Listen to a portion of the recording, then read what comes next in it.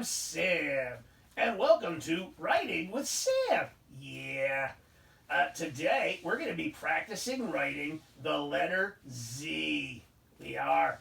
And you're going to have to keep in mind that when we're writing the letter Z, we need to be really careful about the size because the upper and the lowercase z, they both have the same shape.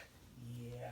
So size is super important. Let's head right over to that table and start practicing making the letter Z.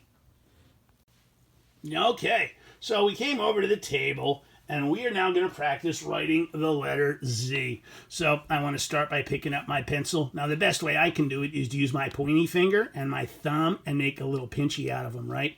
And then I'm going to pick up the pencil about here, not all the way down that end and not down the very end here either, but about here.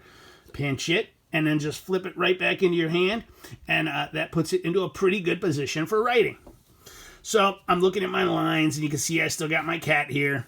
And a nice straight line across the top that touches the cat's head. We're going to call that straight line the head line.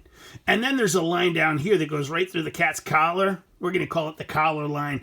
And you can tell it's the collar line because it's the one that goes dot, dot, dot, dot, dot all the way down.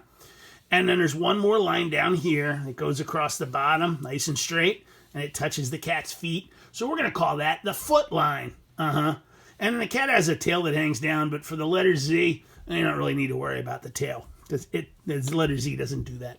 So we're going to start by making the uppercase Z.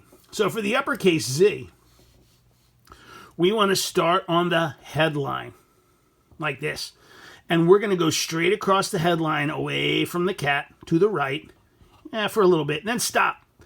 Now, I want to go diagonal, like a backwards hill this way, towards the cat. And I want to go all the way down through the collar line and straight on down to the foot line. Now, I still haven't lifted up my pencil, right? I'm going to go back away from the cat, straight across the foot line until I'm like right under where I stopped up there. And that is an uppercase Z. Look, it's 3 lines, but you never lift the pencil. It's away along the headline, diagonal down, and then away along the foot line. That's an uppercase Z.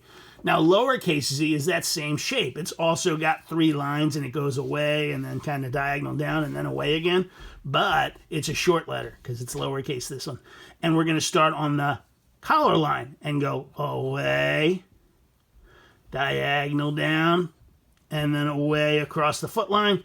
And that is the upper and the lowercase z. As you can tell, exactly the same shape, right? That kind of shape, but different sizes. So using the lines is really important with a letter like Z. Thanks for joining me for Writing with Sam, and I'll catch you next time, dudes.